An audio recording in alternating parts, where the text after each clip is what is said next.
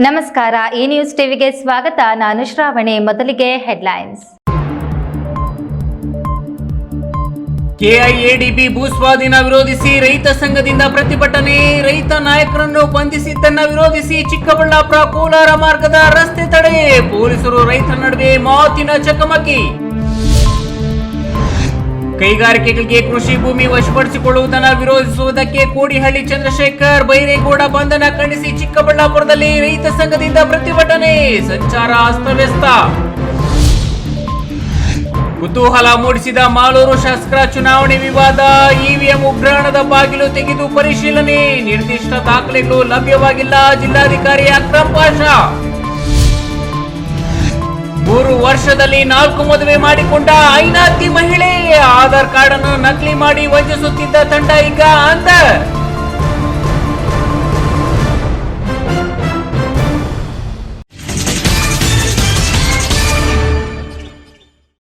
ವಾರ್ತೆಗಳ ವಿವರ. ಶಿಡ್ಲಘಟ್ಟ ತಾಲೂಕು ಜಂಗಮಕೋಟೆ ಹೋಬಳಿಯಲ್ಲಿ ಕೈಗಾರಿಕೆಗಳ ಸ್ಥಾಪನೆಗಾಗಿ ಜಮೀನನ್ನು ಸ್ವಾಧೀನಪಡಿಸಿಕೊಳ್ಳುವುದನ್ನು ವಿರೋಧಿಸಿ ಕೆಐಎಡಿಬಿ ಬೆಂಗಳೂರು ಕಚೇರಿಗೆ ಅರ್ಜಿ ಸಲ್ಲಿಸಲು ತೆರಳುತ್ತಿದ್ದ ರೈತರನ್ನು ಜಂಗಮಕೋಟೆ ವೃತ್ತದಲ್ಲಿಯೇ ಪೊಲೀಸರು ತಡೆದರು. ಈ ವೇಳೆ ರೈತರ ಹಾಗೂ ಪೊಲೀಸರ ನಡುವೆ ಮಾತಿನ ಚಕಮಕಿ ನಡೆಯಿತಲ್ಲದೆ ಪೊಲೀಸರ ಕ್ರಮ ಖಂಡಿಸಿ ರಸ್ತೆಯಲ್ಲೇ ಪ್ರತಿಭಟನೆಗೆ ಕುಳಿತ ಕಾರಣ ಚಿಕ್ಕಬಳ್ಳಾಪುರ ಕೋಲಾರ ಮಾರ್ಗದ ರಾಜ್ಯ ಹೆದ್ದಾರಿಯಲ್ಲಿ ಸಂಚಾರ ಬಂದಾಯಿತು. ಪ್ರಯಾಣಿಕರು ಕೆಲ ಕಾಲ ಪರದಾಡುವಂತಾಯಿತು.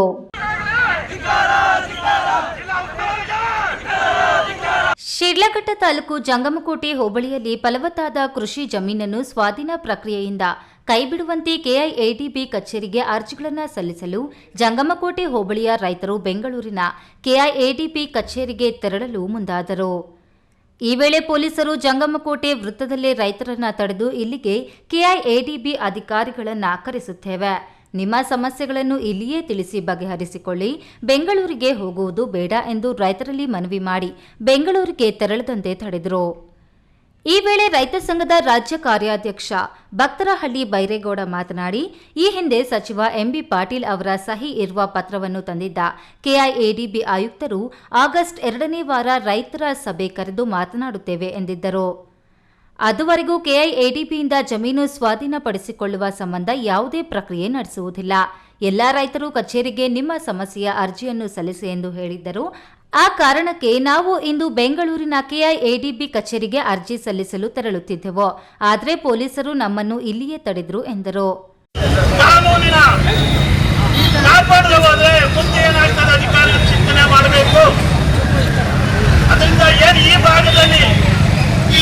ವಿಚಾರದಲ್ಲಿ ರೈತರು ಒಂದಿಂಚು ಭೂಮಿನೂ ಕೂಡ ನಾವು ಕೈಗಾರಿಕೆಗೆ ಕೊಡೋದಿಲ್ಲ. ಜನರ ಈ ಭಾಗದಲ್ಲಿ ನೀರಿಗೆ ಸಮಸ್ಯೆ ಇರಬಹುದು, ಆದರೆ ಹಾನಿಗೆ ಸಮಸ್ಯೆ ಇಲ್ಲ. ಇಡೀ ಜಿಲ್ಲೆಗೆ ರಾಜ್ಯಕ್ಕೆ ಹಾಲು ಕೊಡ್ತಾರೆ. ತಮ್ಮ ಪಟ್ಟನ್ನು ಬಿಡದೆ ರಸ್ತೆಯಲ್ಲೇ ಪ್ರತಿಭಟನೆ ನಡೆಸಿದ ರೈತ ಮುಖಂಡರನ್ನು ಪೊಲೀಸರು ಬಂಧಿಸಿ ಕರೆದೊಯ್ದರು. ಕೆಐಎಡಿಬಿ ಕಚೇರಿಯ ಹಿರಿಯ ಅಧಿಕಾರಿಗಳನ್ನು ಇಲ್ಲಿಗೆ ಕರೆಸಿ ರೈತರಿಂದ ಅರ್ಜಿಗಳನ್ನು ಸಲ್ಲಿಸುವ ವ್ಯವಸ್ಥೆ ಮಾಡಿಕೊಡಲಾಯಿತು. ಜಿಲ್ಲಾ ಉಪಾಧ್ಯಕ್ಷ ವೀರಾಪುರ ಮುನಿನಂಜಪ್ಪ, ವೇಣು, ತಾಲೂಕು ಅಧ್ಯಕ್ಷ ತಾದೂರು ಮಂಜುನಾಥ್, ಯಣ್ಣಂಗೂರು ಮಂಜುನಾಥ್, ನಡಿಪಿನಾಯಕನಹಳ್ಳಿ ಗಿರೀಶ್, ಕೃಷ್ಣಪ್ಪ ಸೇರಿದಂತೆ ಸ್ಥಳೀಯ ನೂರಾರು ರೈತರು ಪ್ರತಿಭಟನೆಯಲ್ಲಿ ಭಾಗವಹಿಸಿದ್ದರು. ವೀರಾಪುರ ಮಂಜುನಾಥ್, ಈ ನ್ಯೂಸ್ ಟಿವಿ, ಶಿಡ್ಲಘಟ್ಟ.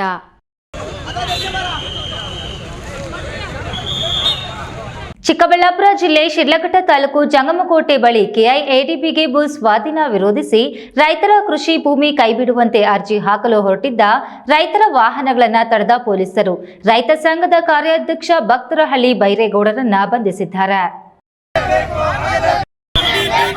ಚಿಕ್ಕಬಳ್ಳಾಪುರ ಜಿಲ್ಲೆ ಶಿಡ್ಲಘಟ್ಟ ತಾಲೂಕು ಜಂಗಮಕೋಟೆ ಬಳಿ ಕೆಐಎಡಿಬಿಗೆ ಭೂಸ್ವಾಧೀನ ವಿರೋಧಿಸಿ ನಡೆಸುತ್ತಿರುವ ಹೋರಾಟಕ್ಕೆ ಸಾಥ್ ನೀಡಲು ಬರುತ್ತಿದ್ದ ರಾಜ್ಯಾಧ್ಯಕ್ಷ ಕೋಡಿಹಳ್ಳಿ ಚಂದ್ರಶೇಖರ್ರನ್ನ ಚಿಕ್ಕಜಾಲ ಬಳಿ ಪೊಲೀಸರು ಬಂಧಿಸಿದ್ದಾರೆ. ಈ ಮಾಹಿತಿ ತಿಳಿಯುತ್ತಿದ್ದಂತೆ ಜಿಲ್ಲಾ ಮತ್ತು ತಾಲೂಕು ಕಾರ್ಯಕರ್ತರು ಬೀದಿಗಿಳಿದು ಹೋರಾಟ ನಡೆಸಿದರು. ಚಿಕ್ಕಬಳ್ಳಾಪುರ ನಗರದ ಶಿಡ್ಲಘಟ್ಟ ವೃತ್ತದಲ್ಲಿ ಪ್ರತಿಭಟನೆ ನಡೆಸಿದ ಕೋಡಿಹಳ್ಳಿ ಬಣದ ರಾಜ್ಯ ರೈತ ಸಂಘದ ಮುಖಂಡರು, ಕಾರ್ಯಕರ್ತರು ಬಂಧಿಸಿರುವ ನಮ್ಮ 2 ಅಧ್ಯಕ್ಷರನ್ನ ಬಿಡುಗಡೆ ಮಾಡಬೇಕು ಹಾಗೂ ಭೂ ಸ್ವಾಧೀನ ಪ್ರಕ್ರಿಯೆ ಕೈ ಬಿಡುವಂತೆ ಪಟ್ಟು ಹೇಳಿದರು. ಇನ್ನು ಪ್ರತಿಭಟನೆಯಲ್ಲಿ ತೊಡಗಿದ ಮುಖಂಡರನ್ನ ಪೊಲೀಸರು ಪರಿಪರಿಯಾಗಿ ಬೇಡಿಕೊಂಡರೂ ನಮ್ಮ ಮುಖಂಡರ ಬಿಡುಗಡೆ ಮಾಡುವವರೆಗೂ ಮುಂದುವರಿಸುತ್ತೇವೆಂದು ಪ್ರತಿಭಟನಾ ನಿರತರು ಪಟ್ಟು ಹೇಳಿದರು. ಬರ್ತಾ ಇದ್ರೆ ಅವರು ತಡೆದು ಬಂಧನ ಮಾಡೋದ ಅವಶ್ಯಕತೆ ಏನಿರ್ತದೆ? ಅಲ್ಲ ಏನಿದೆ ನಮ್ಮಿಂದ ಸರ್ಕಾರಕ್ಕೆ ಅದಂತೊಂದು ನಷ್ಟ ಏನಾಗಿದೆ, ಒಂದೊಂದು ಅಹಿತಕರ ಘಟನೆಗಳು ಏನು ನಡೆದಿದೆ. ನಾವು ಶಾಂತಿಯುತವಾಗಿ ಪ್ರತಿಭಟನೆ ಮಾಡೋಕ್ಕೂ ಬಿಡಲ್ಲ. ಇದೇ ರೀತಿಯಲ್ಲಿ ನಾವು ಭೂಮಿಯನ್ನು ಕಸಿಬಿಟ್ರೆ ನಮ್ಮ ಮುಂದಿನ ಪರಿಸ್ಥಿತಿ ಏನು ಅಂದರೆ ನಮ್ಮ ಬೇಡಿಕೆ ನಮ್ಮದು ಒಂದೇ. ಇವಾಗ ನಮ್ಮ ರಾಜ್ಯಾಧ್ಯಕ್ಷರು ಒಂದು ಕಡೆ ಬಿಡುಗಡೆ ಆಗ್ತದೆ. ನಮ್ಮ ಅರ್ಜಿಗಳನ್ನು ತಗೋಬೇಕು ಸರ್ಕಾರ. ಅದು ಯಾರು ಸಂಬಂಧಪಟ್ಟ ಇಲಾಖೆ ಅಧಿಕಾರಿಗಳು ಬರ್ತಾರೋ, ಅದು ಯಾರು ಬರ್ತಾರೋ ಬಂದು ತಗೊಳ್ರಿ. ನಮ್ದೇನೂ ಇಲ್ಲ, ನಾವೇ ದೊಡ್ಡ ಇರ್ತೀವಿ. ಇಲ್ಲ, ನಮ್ಮ ಪ್ರತಿಭಟನೆ ಮುಂದುವರಿಸಬೇಕಾಗ್ತದೆ. ಅದು ಈ ಜಿಲ್ಲೆ ಆಗಲಿ, ಈ ಜಿಲ್ಲೆ ಆ ಜಿಲ್ಲೆ ಸಂಬಂಧ ಅಲ್ಲ. ಇಡೀ ನಮ್ಮ ಕೃಷಿ ಭೂಮಿ ಕೈ ತಪ್ತಾ ಇದೆ ಅನ್ನೋದು ನಮ್ಗೆ ಆತಂಕ ಇದೆ. ಈ ಆತಂಕದಲ್ಲಿ ನಾವೇನು ಮಾಡಬೇಕು ಹೇಳ್ಬೋದು. ಇನ್ನು ಪ್ರತಿಭಟನೆಯಲ್ಲಿ ತೊಡಗಿಸಿಕೊಂಡಿದ್ದ 50 ಜನ ರೈತರ ಭದ್ರತೆಗೆ 3 ಜನ PSIಗಳು, 3 police jeep, 1 police reserve van ಜೊತೆಗೆ 20 ಪೊಲೀಸರು ಸುತ್ತುವರೆದು ಡಿವೈಎಸ್ಪಿ ಪ್ರತಿಭಟನಾ ಸ್ಥಳಕ್ಕೆ ಆಗಮಿಸಿ ಮತ್ತೊಮ್ಮೆ ಮನವೊಲಿಸಿದ್ರು. ಅವರ ಮಾತಿಗೆ ಬೆಲೆ ಕೊಟ್ಟ ರೈತರು ರಸ್ತೆ ಬಿಟ್ಟು ಪೊಲೀಸ್ ಚೌಕಿ ಮುಂದೆ ಧರಣಿ ಕುಳಿತು ಪ್ರತಿಭಟನೆ ನಡೆಸಿದ್ರು. ನಮ್ಮ ನಾಯಕರನ್ನು ಬಿಡುವವರೆಗೂ ಇಲ್ಲಿಂದ ಕದಲಲ್ಲ ಎಂದು ಪಟ್ಟು ಹಿಡಿದು ಕುಳಿತರು. ಅವರನ್ನ ಅಲ್ಲಿಂದ ಖಾಲಿ ಮಾಡಿಸಲು ಪೊಲೀಸರು ಹರಸಾಹಸ ಪಟ್ಟರು, ಸಾಧ್ಯವಾಗಲಿಲ್ಲ. ಕ್ಯಾಮ್ರಾಮನ್ ಅಂಬರೀಶ್ ಜೊತೆ KS ನಾರಾಯಣಸ್ವಾಮಿ, ಈ ನ್ಯೂಸ್ ಟಿವಿ, ಚಿಕ್ಕಬಳ್ಳಾಪುರ. 2023ರ ವಿಧಾನಸಭೆ ಚುನಾವಣೆಗೆ ಸಂಬಂಧಿಸಿದಂತೆ ಮಾಲೂರು ಕ್ಷೇತ್ರದ ಫಲಿತಾಂಶದ ತಕರಾರು ಅರ್ಜಿ ವಿಚಾರವಾಗಿ ಹೈಕೋರ್ಟ್ ದಾಖಲೆ ಕೇಳಿದ್ದರಿಂದ ಮಂಗಳವಾರ ಜಿಲ್ಲಾಡಳಿತ EVM ಉಗ್ರಾಣದ ಬಾಗಿಲು ತೆರೆದು ಪರಿಶೀಲಿಸಿದ್ದು, ನಿರ್ದಿಷ್ಟ ದಾಖಲೆಗಳು ಲಭ್ಯವಾಗಿಲ್ಲ.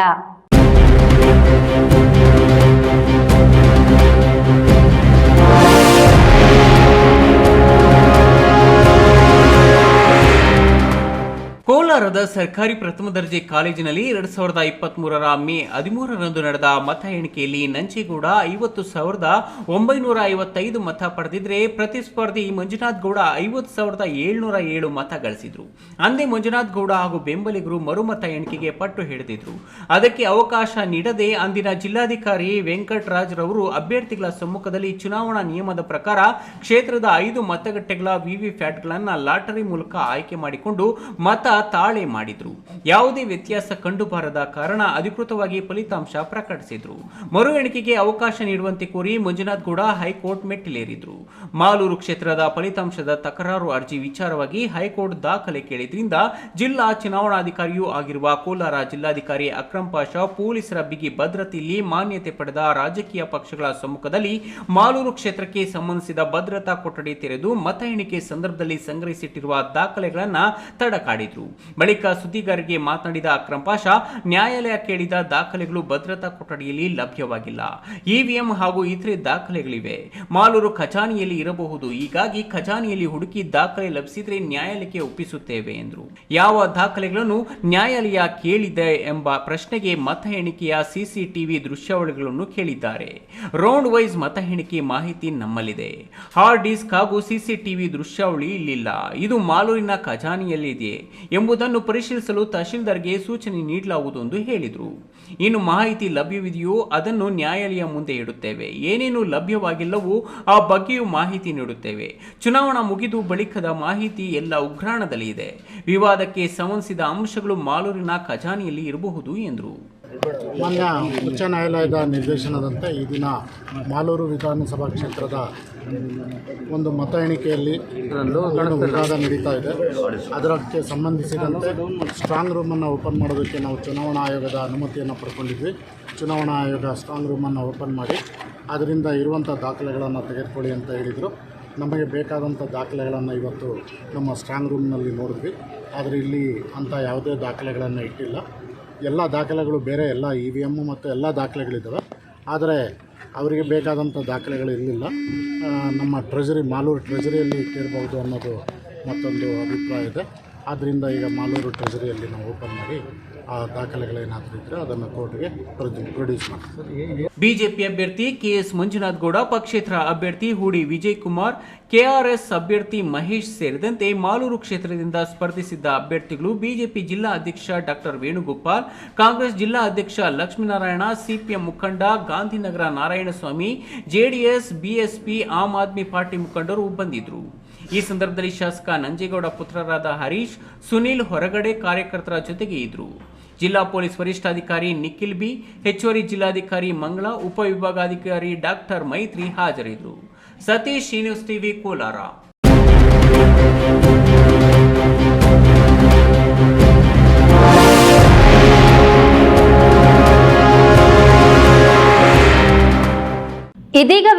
ವಿರಾಮದ ನಂತರ ಈ ನ್ಯೂಸ್ ಟಿವಿ ಮುಂದುವರಿಯುತ್ತದೆ. ಈಗ ಒಂದು 4 ವರ್ಷದ ಕೆಳಗೆ ನನ್ನ ಗ್ಯಾಸ್ ಟ್ರಬಲ್ ಶುರು ಆಗಿತ್ತು. ಹೊಟ್ಟೆ ನೋವು, ಎದೆ ನೋವು, ಮಸಲ್ಸ್ ನೋವು ತಿಳ್ಕೊಳಕ್ 10 ಪರೀಕ್ಷೆಗಳು. ಒಂದಿನ ಟಿವಿ ನೋಡ್ತಾ ಇದ್ದೆ. ಹೊಟ್ಟೆಗೆ ಬರ್ತಕ್ಕಂಥ 180 ಸಮಸ್ಯೆಗಳಿಗೂ ರಾಮಬಾಣವಾಗಿ ಅಮೃತ ಬಿಂದು ಇದೆ. ನಾನು ಅಮೃತ ಬಿಂದು ತಗೊಳಕ್ ಶುರು ಮಾಡಿದಾಗಿಂದ ಆರಾಮಾಗಿದ್ದೀನಿ. ನನ್ನ ಕನಸು ಡಾಕ್ಟರ್ ಆಗೋದು. ಡಾಕ್ಟರ್ ಆಗೋದು ನನ್ನ ಕನಸು. ಮಗಳು ಡಾಕ್ಟರ್ ಆಗ್ಲಿ ಅನ್ನೋದು ನನ್ನ ಕನಸು. ಕನಸು ಎಲ್ಲರಿಗೂ ಇರುತ್ತದೆ. ಇಂಕ ಡಾಕ್ಟರ್ ಓಡ್ಪಂದು ಭಾರಿ ಆಸೆ ಉಂಡು. ಮೆಡಿಕಲ್ ಓದೋಣ ನಡ ಸ್ವಪ್ನ. ಮಾಕಾಸು ಚಿಕ್ಕ ಸಪನ ಡಾಕ್ಟರ್ ಜಾವ್ ಕಾಮೂಣ. ಕನಸು ಎಲ್ಲೆಲ್ಲೂ ಇರುತ್ತದೆ. ಮೆಡಿಕಲ್ ಓದುವುದು ನನ್ನ ಕನಸು. ನನ್ನ ಮಗನು ಡಾಕ್ಟರ್ ಆಗ್ಬೋದೇನ್ರಿ? ನನ್ನ ಕನಸು ಡಾಕ್ಟರ್ ಆಗೋದು. ಕನಸು ಎಲ್ಲರ ಹಕ್ಕು. ಆದರೆ ಕನಸು ನನಸಾಗಲು ಬೇಕು ನಂಬಿಕೆ, ಛಲ ಮತ್ತು ಪರಿಶ್ರಮ ನೀಟ್ ಅಕಾಡೆಮಿ. ವಿರಾಮದ ನಂತರ ಈ ನ್ಯೂಸ್ ಟಿವಿಗೆ ಸ್ವಾಗತ. ವಯಸ್ಸಾಯಿತು ಅಂತ ಮದುವೆಗೆ ಆತುರ ಪಟ್ಟರೆ ಮಕ್ಮಲ್ ಟೋಫಿ ಫಿಕ್ಸ್. ಸಿಕ್ಕಿದ್ದೇ ಸೀರುಂಡ ಅಂತ ಕಣ್ಮುಚ್ಚಿಕೊಂಡು ಹೆಣ್ಣು ಒಪ್ಪಿಕೊಳ್ಳುವ ಮುನ್ನ ಎಚ್ಚರ. ಮದುವೆಯಾಗದ ವಿವಾಹಿತರು ಓದಲೇಬೇಕಾದ ಸ್ಟೋರಿ ಇದು.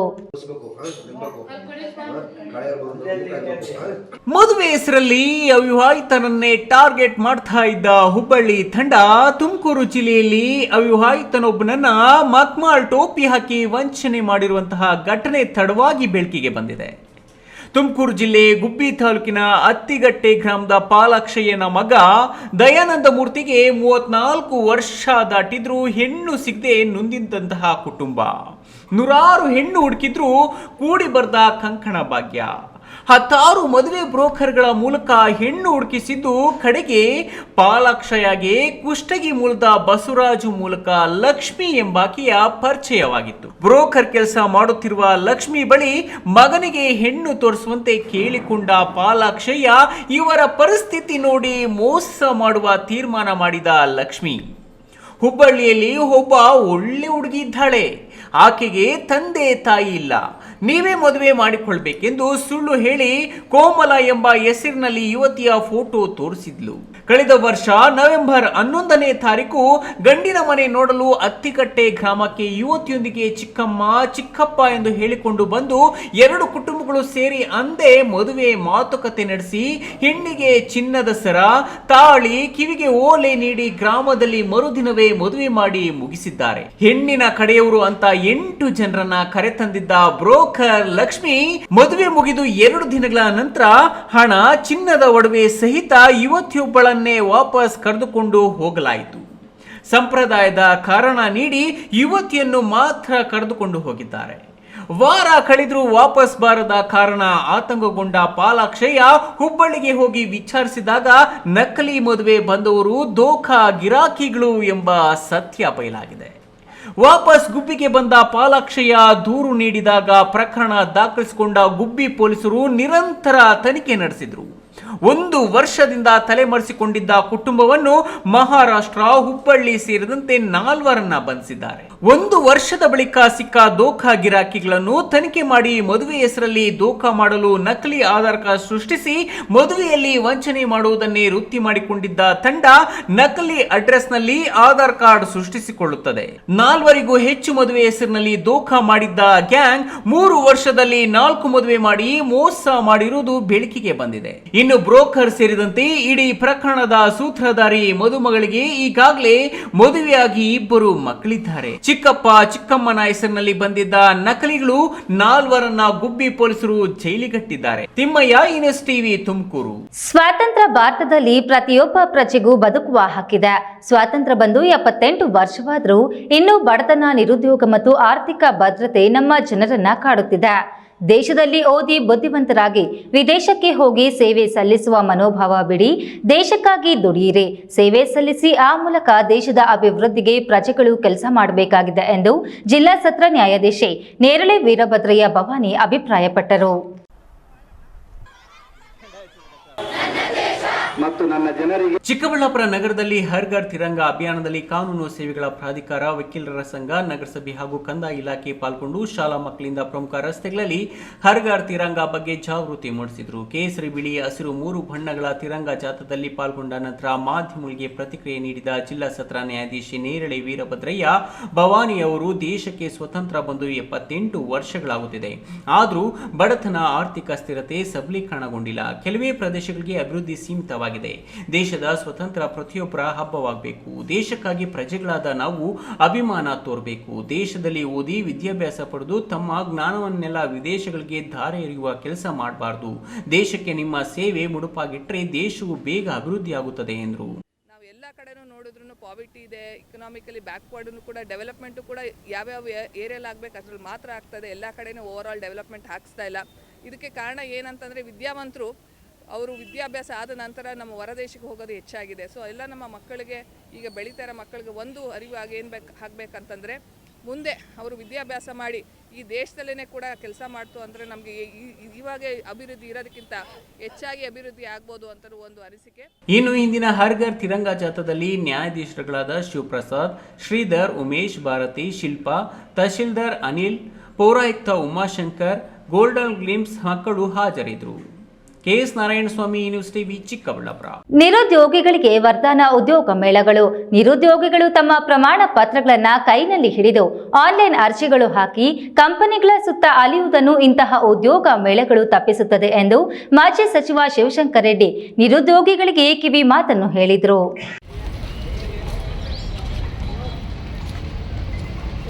ಗೌರಿಬಿದನೂರು ನಗರದ ಹೊರವಲಯದ ಸಮನತಾ ಸೌಧದಲ್ಲಿ ನಡೆದ ಉದ್ಯೋಗ ಮೇಳವನ್ನು ಮಾಜಿ ಸಚಿವ ಶಿವಶಂಕರ್ ರೆಡ್ಡಿ ಉದ್ಘಾಟಿಸಿ ಮಾತನಾಡಿ, ಇಲ್ಲಿಗೆ ಬಂದಿರುವ ದೇವನಹಳ್ಳಿಯ ಏರ್ ಇಂಡಿಯಾ ಸ್ಯಾಡ್ಸ್ ಕಂಪನಿಯವರು ತಮ್ಮ ವಿದ್ಯಾರ್ಹತೆಗೆ ತಕ್ಕಂತೆ ಉದ್ಯೋಗ ನೀಡಲಿದ್ದಾರೆ. ಉದ್ಯೋಗ ಮೇಳದಲ್ಲಿ ಎಸ್ಎಸ್ಎಲ್ಸಿ, ಪಿಯುಸಿ, ಐಟಿಐ, ಡಿಪ್ಲೊಮೊ ಪದವಿ ಉತ್ತೀರ್ಣ ಅಥವಾ ಅನುತ್ತೀರ್ಣ ಹೊಂದಿದ ನಿರುದ್ಯೋಗಿಗಳಿಗೆ ಕಂಪನಿ ಅವಕಾಶ ನೀಡಿದ್ದು, ಸುಮಾರು 400ಕ್ಕೂ ಮೇಲ್ಪಟ್ಟು ನಿರುದ್ಯೋಗಿಗಳು ಹಾಜರಾಗಿದ್ದು 200ಕ್ಕೂ ಮೇಲ್ಪಟ್ಟು ನಿರುದ್ಯೋಗಿಗಳಿಗೆ ಉದ್ಯೋಗ ಅವಕಾಶ ಲಭಿಸಿದೆ.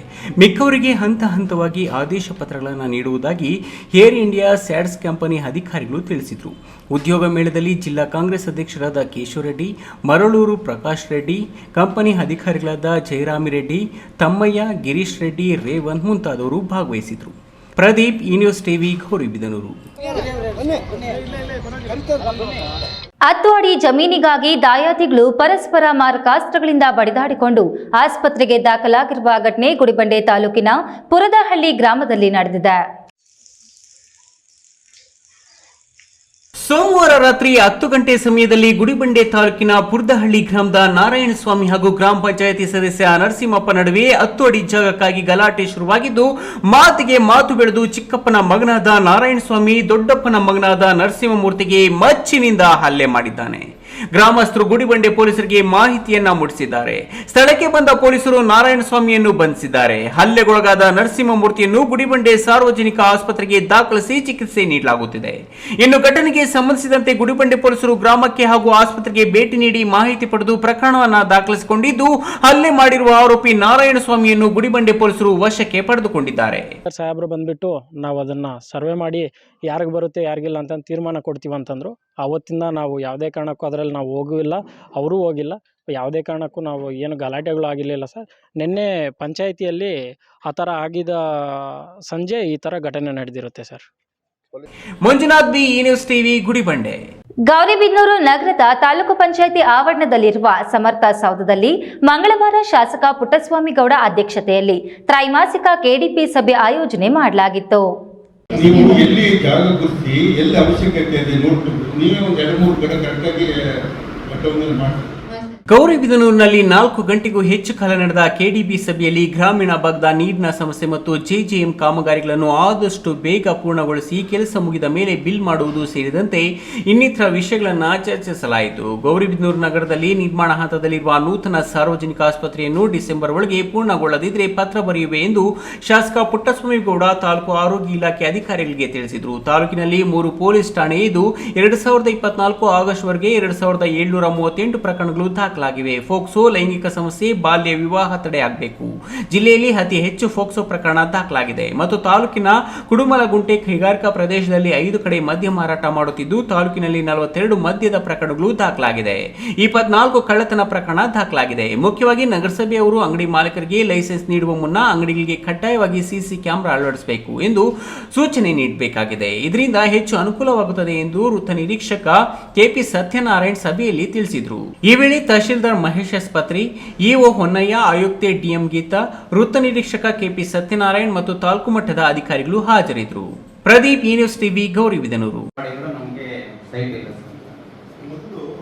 ಚಿಂತಾಮಣಿ ನಗರದ ಕೋಲಾರ ರಸ್ತೆಯ ಜೋಡಿ ರಸ್ತೆಯ ಮಧ್ಯಭಾಗದಲ್ಲಿನ ವಿದ್ಯುತ್ ದೀಪಗಳು ಕೆಟ್ಟು ನಿಂತು 15 ದಿನಗಳು ಕಳೆಯುತ್ತಿರುವ ಪರಿಣಾಮ ಮಹಿಳೆಯರು, ಮಕ್ಕಳು, ವಾಹನ ಸವಾರರು ಹಾಗೂ ಸಾರ್ವಜನಿಕರು ಕತ್ತಲಲ್ಲಿ ಸಂಚರಿಸಲು ತುಂಬಾ ತೊಂದರೆಗಳನ್ನು ಅನುಭವಿಸುತ್ತಿದ್ದು, ಕೂಡಲೇ ನಗರಸಭೆಯವರು ಕೆಟ್ಟು ನಿಂತಿರುವ ವಿದ್ಯುತ್ ದೀಪಗಳನ್ನು ಸರಿಪಡಿಸಬೇಕು. ಇಲ್ಲವಾದಲ್ಲಿ ಮುಂದಿನ ದಿನಗಳಲ್ಲಿ ಉಗ್ರ ಹೋರಾಟವನ್ನು ಮಾಡುವುದಾಗಿ ಸಾರ್ವಜನಿಕರು ಎಚ್ಚರಿಸಿದ್ದಾರೆ.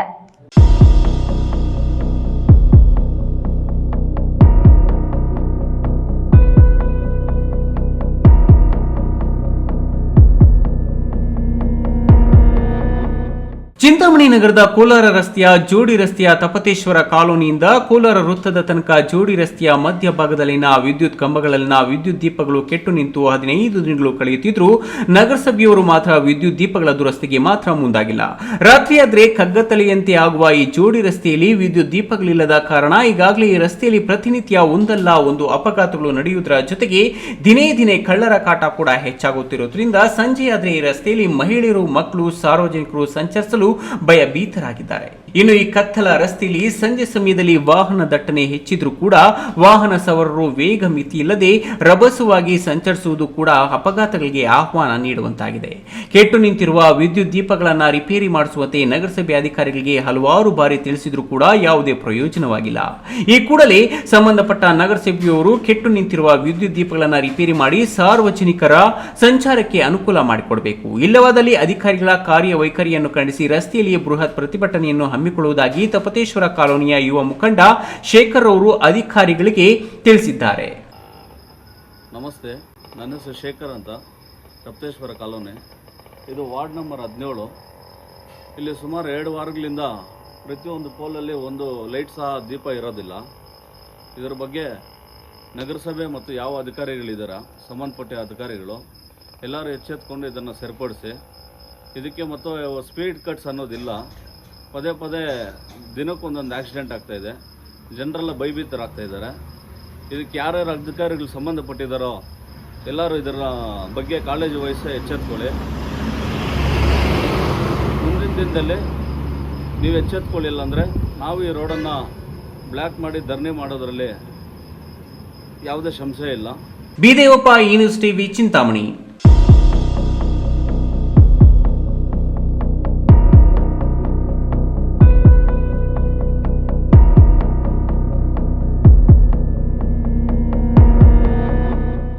ಮಹಿಳೆಯರು ಆರ್ಥಿಕವಾಗಿ ಸಬಲರಾಗಲು ಅವರವರ ಪ್ರತಿಭೆಗಳಿಗೆ ಅನುಗುಣವಾಗಿ ಉತ್ಪನ್ನಗಳನ್ನು ತಯಾರಿಸಿ ಮಾರಾಟವನ್ನು ಮಾಡುವ ಕೆಲಸ ಸ್ವಸಹಾಯ ಸಂಘಗಳು ಮಾಡುತ್ತಿವೆ. ಇದರ ಸದುಪಯೋಗವನ್ನ ಸಾರ್ವಜನಿಕರು ಮತ್ತು ಸರ್ಕಾರಿ ನೌಕರರು ಖರೀದಿಸುವುದರ ಮೂಲಕ ಮಹಿಳಾ ಸದಸ್ಯರಿಗೆ ಪ್ರೋತ್ಸಾಹ ಮತ್ತು ಬೆಂಬಲ ನೀಡಬೇಕು ಎಂದು ಜಿಲ್ಲಾಧಿಕಾರಿ ಡಾಕ್ಟರ್ ಶಿವಶಂಕರ್ ಹೇಳಿದರು.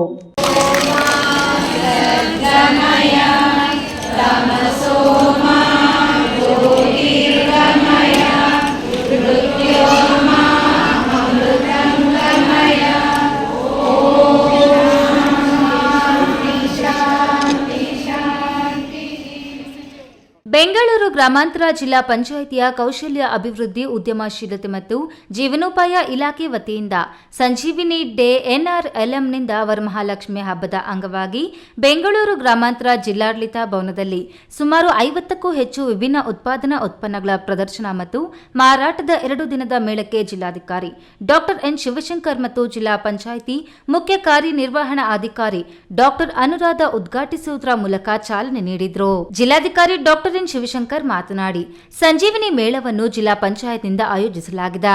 ಸುಮಾರು 30 ರಿಂದ 40 ಸ್ವಸಹಾಯ ಗುಂಪುಗಳಿದ್ದು 40 ಲಕ್ಷದವರೆಗೆ ಒಕ್ಕೂಟಗಳಿಗೆ ಆರ್ಥಿಕ ಸಬಲತೆಯನ್ನಾಗಿಸಲಿದೆ. ಒಂದೊಂದು ಸ್ವಸಹಾಯ ಗುಂಪಿಗೆ 1 ರಿಂದ 2 ಲಕ್ಷ ರೂಗಳವರೆಗೆ ಸಾಲ ಸೌಲಭ್ಯ ಒದಗಿಸಿಕೊಡಲಾಗಿದೆ. ಆರ್ಥಿಕವಾಗಿ ಸಬಲರಾಗಲು ಅವರವರ ಪ್ರತಿಭೆಗಳಿಗೆ ಅನುಗುಣವಾಗಿ ಉತ್ಪನ್ನಗಳನ್ನು ತಯಾರಿಸಿ ಮಾರಾಟವನ್ನು ಮಾಡುವ ಕೆಲಸ ನಡೆಯುತ್ತಿದೆ. ಇದರ ಸದುಪಯೋಗವನ್ನು ಸಾರ್ವಜನಿಕರು ಮತ್ತು ಸರ್ಕಾರಿ ನೌಕರರು ಖರೀದಿಸುವುದರ ಮೂಲಕ ಮಹಿಳಾ ಸದಸ್ಯರಿಗೆ ಪ್ರೋತ್ಸಾಹ ಮತ್ತು ಬೆಂಬಲ ನೀಡಬೇಕು ಎಂದು ಹೇಳಿದರು. ಲೋನ್ ಕೂಡ ಕೊಡಲಾಗಿದೆ.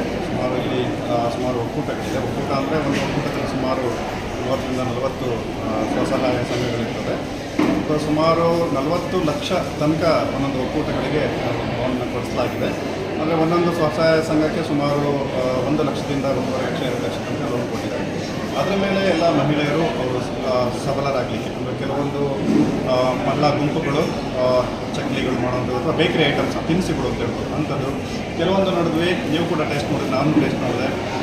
ಮಿಲೆಟ್ ಹಿಡಿದು ಕೆಲವೊಂದು ಪ್ರಾಡಕ್ಟ್ಸ್ನ ಮಾಡ್ತಾಯಿದ್ದಾರೆ. ಸೂಪಿಂದ ಹಿಡಿದು ಕೆಲವೊಂದು ಪ್ರಾಡಕ್ಟ್ಸ್ಗಳನ್ನ ಮಾಡ್ತಾರೆ. ಹೀಗೆ ಒಂದು ರುಚಿಕರವಾದ ಮತ್ತು ಹೈಜಿನಿಕ್ ಆಗಿ ಪ್ರಿಪೇರ್ ಮಾಡೋಂಥದ್ದು ಕೆಲವೊಂದು ಪ್ರಾಡಕ್ಟ್ಸ್ಗಳನ್ನ ಮಾಡ್ತಾ ಇದ್ದಾರೆ. ಈ ಸಂದರ್ಭದಲ್ಲಿ ವರಮಹಾಲಕ್ಷ್ಮಿ ಹಬ್ಬದ ಅಂಗವಾಗಿ ಲಕ್ಷ್ಮೀ ದೇವಿಗೆ ವಿಶೇಷ ಪೂಜೆ ಸಲ್ಲಿಸಲಾಯಿತು. ಜಿಲ್ಲಾಡಳಿತ ಭವನದ ತಳ ಮತ್ತು ಮೊದಲ ಮಹಡಿಯಲ್ಲಿ ವಿವಿಧ ಬಗೆಯ ತಿಂಡಿ ತಿನಿಸು, ಬ್ರ್ಯಾಂಡಿಂಗ್ ಬಟ್ಟೆ, ಪ್ಲಾಸ್ಟಿಕ್ ಹೂವಿನ ಹಾರ, ಅಗರಬತ್ತಿ, ಡ್ರೈ ಫ್ರೂಟ್ಸ್, ಉಪ್ಪಿನಕಾಯಿ, ವಿವಿಧ ಹಣ್ಣು, ಪೆನಾಯಿಲ್, ರಾಖಿ, ಕೂದಲ ಎಣ್ಣೆ ಸೇರಿದಂತೆ ಸುಮಾರು 500ಕ್ಕೂ ಹೆಚ್ಚು ರೀತಿಯ ವಿವಿಧ ವಸ್ತುಗಳನ್ನು ಪ್ರದರ್ಶನಕ್ಕಿಟ್ಟು ಮಾರಾಟಕ್ಕಿಡಲಾಗಿತ್ತು. ಈ ವೇಳೆ ಜಿಲ್ಲಾ ಪಂಚಾಯಿತಿ ಸಿಇಒ ಡಾಕ್ಟರ್ ಅನುರಾಧ, ಜಿಲ್ಲಾ ಪಂಚಾಯಿತಿ ಯೋಜನಾ ಅಧಿಕಾರಿ ವಿಠಲ್ ಕಾವಳೆ, ಜಿಲ್ಲಾ ಮಟ್ಟದ ಅಧಿಕಾರಿಗಳು, ಸ್ವಸಹಾಯ ಗುಂಪಿನ ಮಹಿಳೆಯರು, ಸಾರ್ವಜನಿಕರು ಹಾಜರಿದ್ದರು. ಹೈದರ್ ಸಾಬ್, ಈ ನ್ಯೂಸ್ ಟಿವಿ, ದೇವನಹಳ್ಳಿ.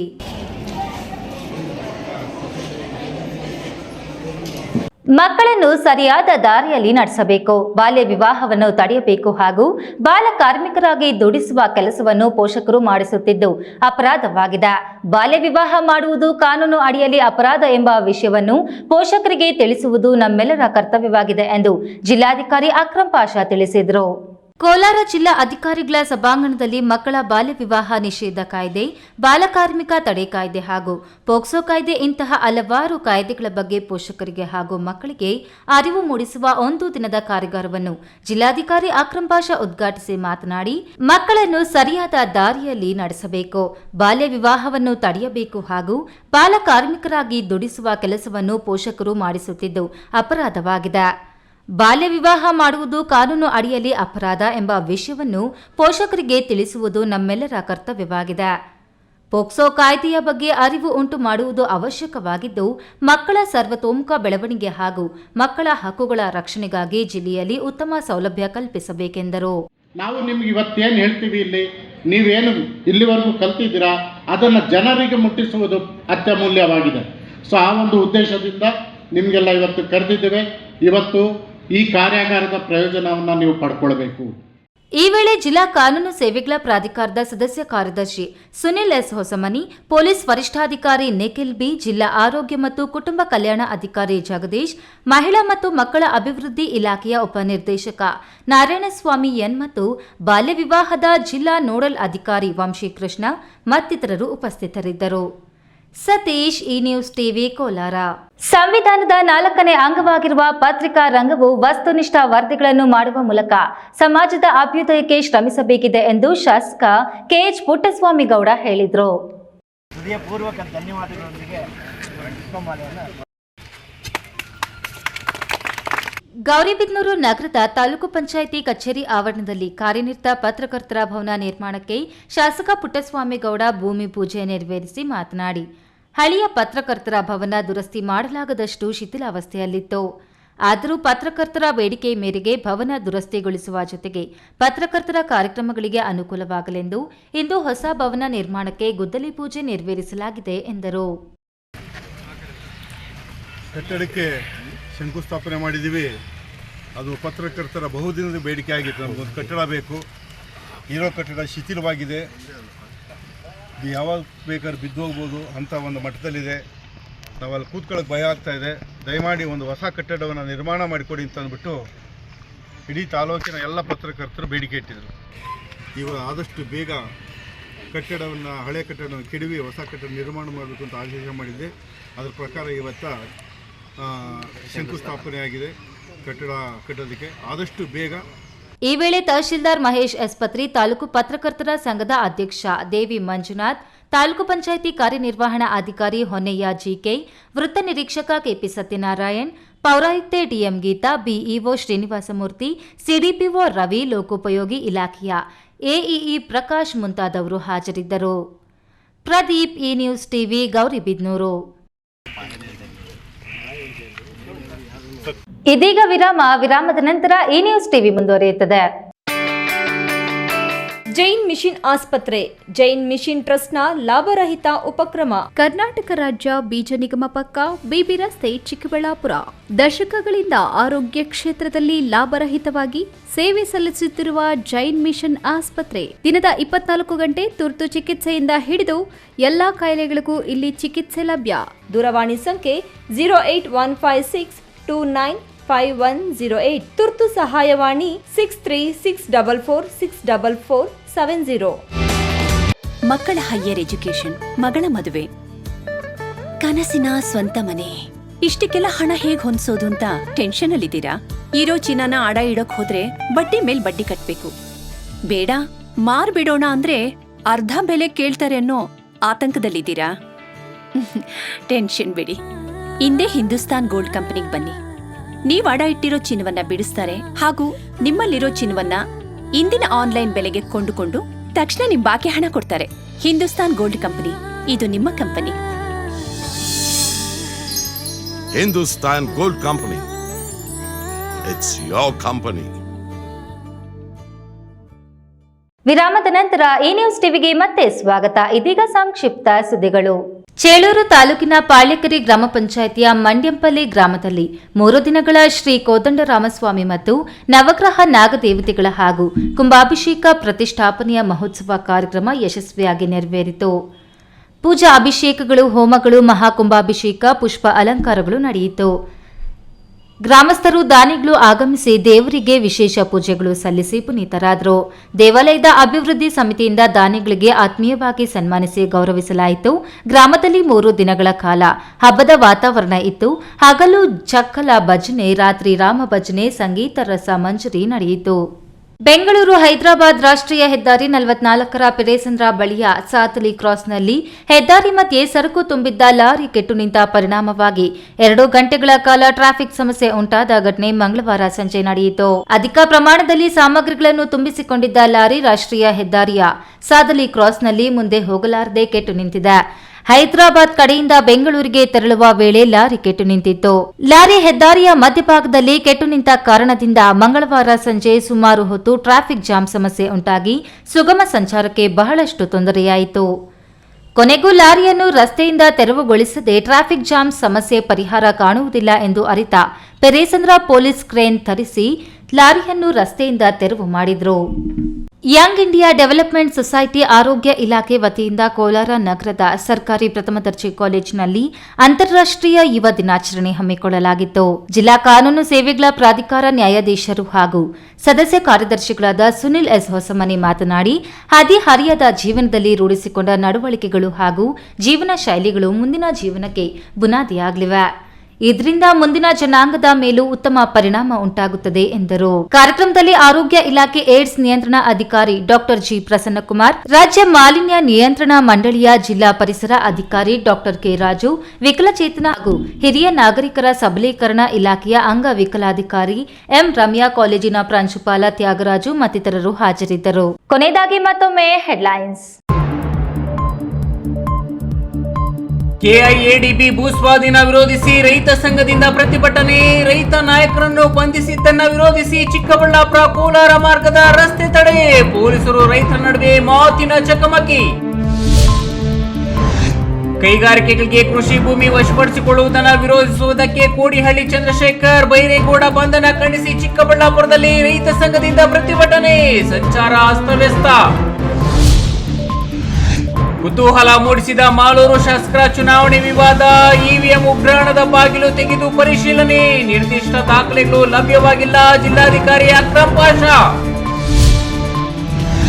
3 ವರ್ಷದಲ್ಲಿ 4 ಮದುವೆ ಮಾಡಿಕೊಂಡ ಐನಾತಿ ಮಹಿಳೆ. ಆಧಾರ್ ಕಾರ್ಡ್ ಅನ್ನು ನಕಲಿ ಮಾಡಿ ವಂಚಿಸುತ್ತಿದ್ದ ತಂಡ ಈಗ ಅಂದರ್.